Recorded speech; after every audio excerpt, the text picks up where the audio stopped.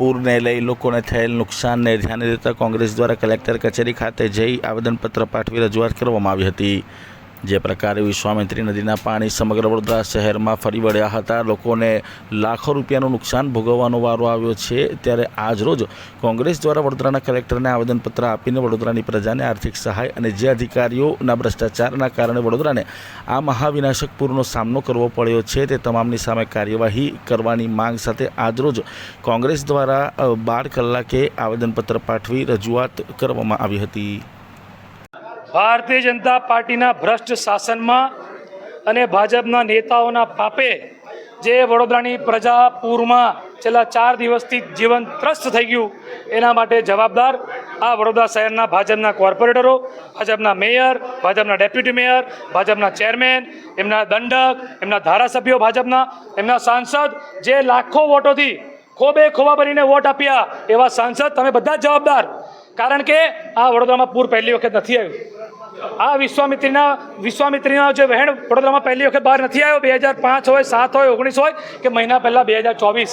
અરે મહારાજા સયાજીરાવ ગાયકવાડે જે કાલા ઘોડા બનાવ્યો ને, એમના સમયમાં કોઈ દિવસ પાણી દઈએ ઘોડાના પગ પર નહોતું અડકતું, અને તમારા રાજમાં તો ઘોડાના મોઢા પર નીકળી ગઈ। આ વિશ્વામિત્રીના કોતરો કોને દબાણ કર્યા છે? વડોદરાની જાહેર જનતાને ખબર પડી ગઈ કે તમારા ભાજપના કયા કોર્પોરેટરનો બંગલો છે, સયાજી હોટલ છે, જે બિલ્ડરો ભાજપને ફંડિંગ કરે છે, એમને ગેરકાયદેસર બાંધકામની રજા ચિઠ્ઠી કોને આપી? આ અઘોરા મોલ, આ ભ્રષ્ટાચારનું જીવતું જાગતું કેન્દ્ર, આ સંજયનગર, ગરીબોના આવાસ લઈ લીધા, ઝૂંપડાઓ તોડી કાઢ્યા, ભૂકી કાસ, રૂપારેલ કાસ, મસિયા કાસ। આ 30 વર્ષથી ભાજપ વડોદરામાં શાસન કોનું? ભાજપનું। મેયર ભાજપના, ધારાસભ્ય ભાજપના, સાંસદ ભાજપના। તો ભાઈ સયાજીના ધારાસભ્ય કેવુરભાઈ રોકડિયા, તમે શું કર્યું? અકોડાના ધારાસભ્ય ચૈતન્ય દેસાઈ, તમે શું કર્યું? માંજપુરના ધારાસભ્ય યોગેશ પટેલ, તમે શું કર્યું? અરે વડોદરા સિટીના ધારાસભ્ય મનીષાબેન, તમે શું કર્યું? અને જે ભાજપના દંડક એટલે મોનિટર બાળુભાઈ શુક્લા, તમે શું કર્યું? તમે તો સાંસદ પણ હતા, તમે તો મેયર પણ હતા। કેમ તમે વડોદરાની પ્રજાને બોતરામોમાં મૂકી દીધી? કેમ તમે આંચોમાંથી પાણી છોડ્યું તો વડોદરાની પ્રજાને ચેતવણી કેમ ના આપી? વિશ્વામિત્રી 214ની સપાટી આજુમાં ક્રોસ થઈ ગઈ। વિશ્વામિત્રીના પાણીમાં જે કોતરો મહારાજા સયાજીરાવ ગાયકવાડે બન્યા હતા, એ કોતરો પર મકાનો કોના છે? બધાને પ્રજાને ખબર પડી ગઈ। તોડો, જેસીબી મશીન લઈને જાઓ, બુલડોઝર લઈને જાઓ અને તોડો આ ઇલીગલ કન્સ્ટ્રક્શનને। તમને ખબર છે અને વડોદરાની પ્રજાને પણ ખબર પડી ગઈ। હજુ પણ, અને આ માનવ સર્જિત કે કુદરતી નથી, એટલો તો વરસાદ નથી પડ્યો જેટલા વડોદરામાં પાણી ભરાયા, અને વરસાદ બંધ થઈ ગયા 72 કલાક થઈ ગયા તોય પાણી ના ઉતર્યા। શરમ આવી જાય ભાજપના નેતાઓ, ઢાંકણીમાં પાણી લઈને ડૂબી મરો। તમને વડોદરાની પ્રજાએ ખોબે ખોબા ભરીને વોટ આપ્યા છે, શરમ કરો ભાજપના નેતાઓ।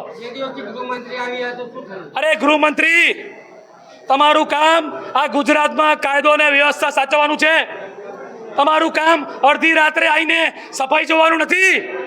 સફાઈ કરાવવા માટે વડોદરામાં પ્રજાએ ભાજપના કોર્પોરેટરોને વોટ આપ્યા, અને એ પણ મોદી સાહેબનો ચહેરો જઈને આપ્યા। કોઈ વડોદરાની પ્રજા ભાજપના પોતાના વોટ કોર્પોરેટરને નથી ઓળખતી, નામ નથી ખબર, નામ।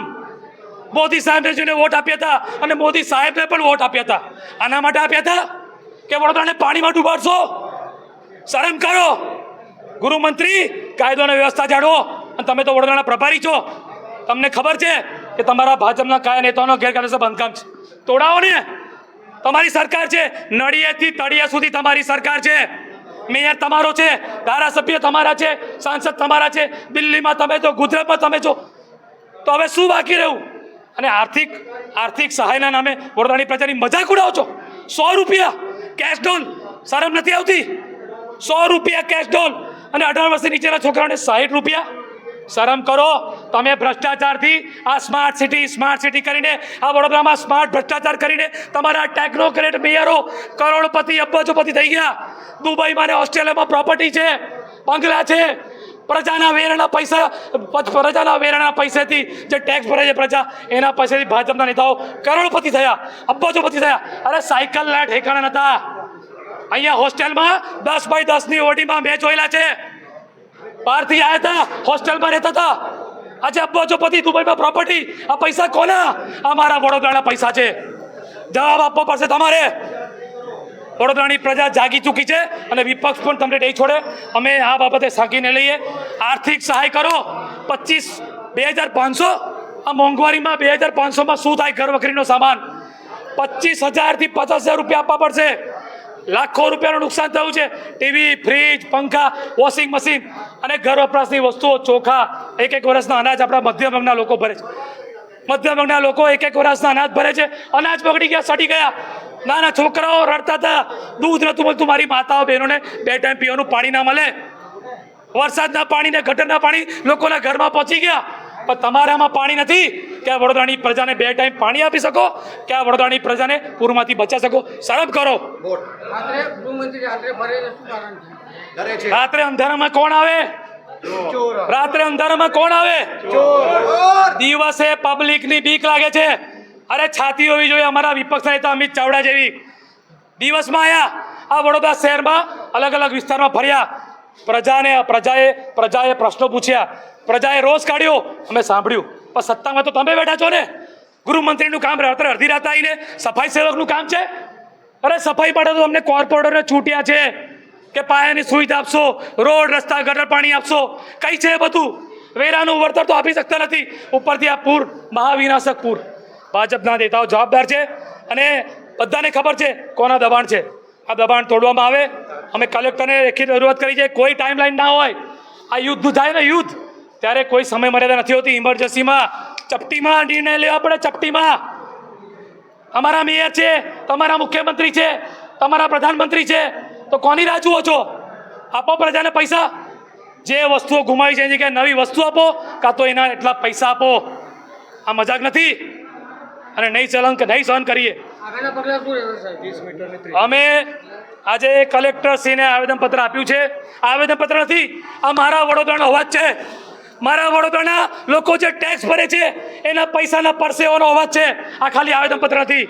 અને અમે મુખ્યમંત્રી સાહેબ, પ્રધાનમંત્રી સાહેબ, અમે પ્રજા માટે લડીશું. અમારી પોલીસને તમે આગળ કરશો, અમે જેલમાં જવા તૈયાર છે. અમે જેલમાં જવા તૈયાર છે પ્રજા માટે. વડોદરાની તમારી જેમ એસી બંગલામાં અડધી રાતે એસી બંગલામાં પોતાના રૂમમાં નહીં ઊંઘીએ. અમે પ્રજામાં રહીશું. પ્રજા મુદ્દા છે. જે રીતે વડોદરા શહેરમાં માનવ સર્જિત જે પૂર આવ્યું, જેની અંદર સાયરન નથી વગાડ્યું, કોઈને જાણ નહીં કરી, અડધી રાત્રે પાણી છોડી દીધું, જેના લીધે 10-12 માણસ તો મરી ગયા. પણ એની સાથે સાથે લોકોની ઘર વકરી, ગરીબ માણસોને ભાગવું પડ્યું. એક માળ સુધી પાણી ભરાઈ ગયું. નાના બાળકો જે દૂધ પીતા હતા એમને દૂધ ના મળ્યું 5 દિવસ સુધી. લાઇટો કપાઈ ગઈ, પાણી નથી મળ્યું, દૂધ નથી મળ્યું, ખાવાનું નથી મળ્યું. આવો અંધેર વહીવટ, અંધેર તંત્ર, જે કાંસો ઉપર દબાણો થયા છે. કાયદામાં લખેલું છે કે નદી ઉપર અને કાંસો ઉપર કોઈ દબાણ થવું જોઈએ નહીં. તો અહીંયા બેઠા 30 વર્ષથી તમારું શાસન છે, તો ઊંધા ચશ્મા પહેરીને બેસી રહેલા ભાઈ તમે લોકો, કે જે દબાણ થવા દીધું. કારણ કે દબાણ બી કોઈના ઇશારેથી થયું હશે. સરકારમાં બેઠેલા લોકો, જો તમે આવી રીતે બિલ્ડરોને છૂટ આપશો, તમારા મળતિયાઓને તમે કોન્ટ્રાક્ટર બનાવશો અને આ વડોદરાનો સત્યાનાશ કરશો, તો તમે જ જવાબદાર છો. આ શહેરમાં 5,000 કરોડ કરતાં પણ વધારે નુકસાન થયું હોય ત્યારે તમારી જવાબદારી બને કે તમે એ લોકોને વળતર આપો. ધંધા રોજગાર બેસી જાય તો એમને ઉઠાવો. તમે લોકો 100 રૂપિયા આપીને આ વડોદરા શહેરના નગરજનોની મસ્કરી કરો છો. ખરેખર તો તમારા ઉપર કેસ થવા જોઈએ. તમે લોકોએ આ ધંધા કર્યા છે, તમે લોકો આ વડોદરા શહેરનું સત્યાનાશ કર્યું છે. કાંસો દબાઈ, નદી દબાઈ, તમે બધી રીતે સરકાર પોતે જ ઝોન ચેન્જ કરી દેતી હોય તો પછી સરકાર બી એટલી જ જવાબદાર છે. તમામ લોકો જેટલા બી જવાબદાર છે એ તમામ ઉપર કેસ થવા જોઈએ. વડોદરા શહેરને બેઠું કરવા માટે વળતર આપવું જોઈએ. એ આવી અમારી માંગ લઈને અમે કલેક્ટરને આવેદનપત્ર આપ્યા છે.